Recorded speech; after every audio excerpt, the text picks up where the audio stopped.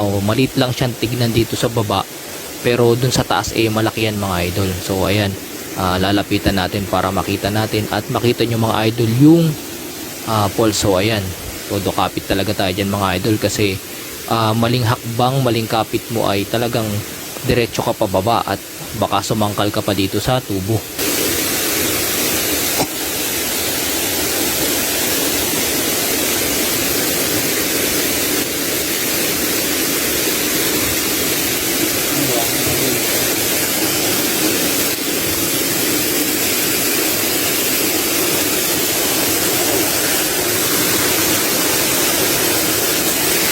Kala nyo Kala nila kaya mo na ng buba na kita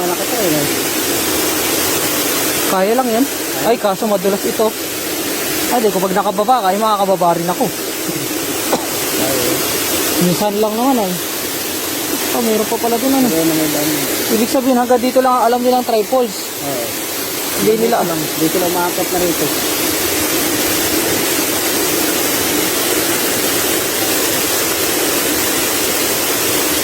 Kaso nga lang, pag umakyat tayo dun pa, ay pag bumaba tayo, problema tayo sa pag-akyat. Pabalik? Oo. Dun na ako sa gilid na yung daan. Hindi na tayo dadaan. Ay kung dyan din naman tayo dadaan, sige ikaw, bala ka.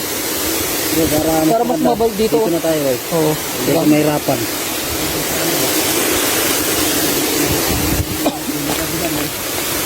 Madulas yan Ay, may tubo na alalayan Uy! Akaw! Antik! Sakit! Tempo pa naman. Buti. Hindi, sanay ako sa ganyan. Masakit nga lang. Ikaw, aray! Aray! Namamaga ka na.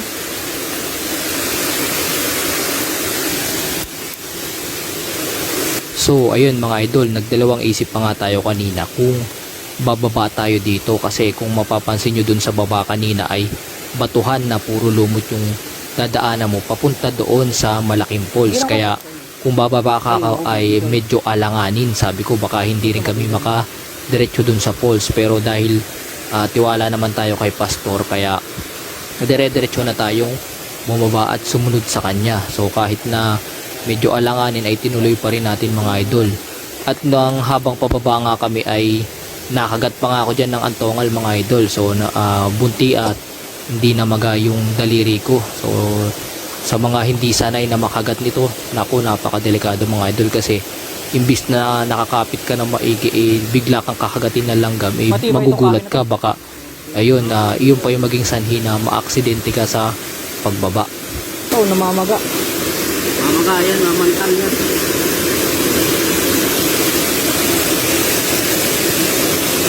Huwag na natin akyatin. Wala atang aakyatan Meron ba?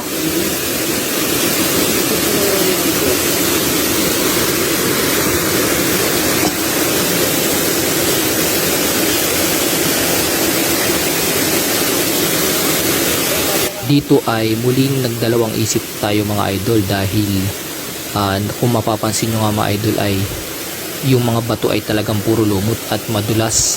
So ayun, so ang kinakailangan lang mga idol ay inalis lang namin yung tsinelas.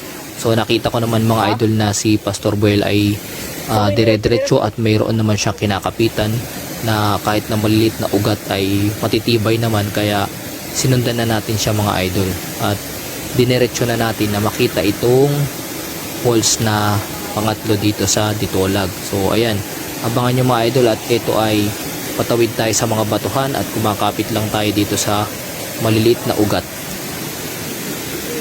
Ha? Parang di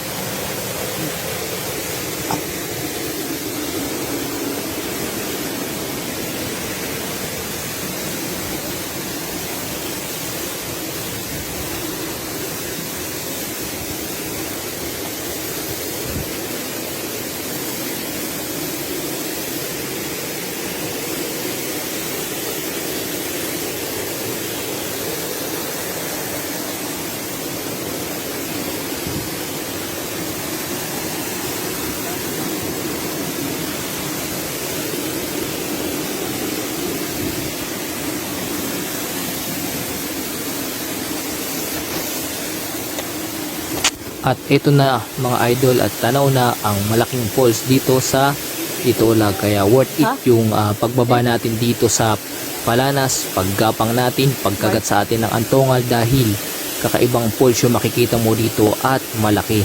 So ayun, nakakawala ng pagod mga idol.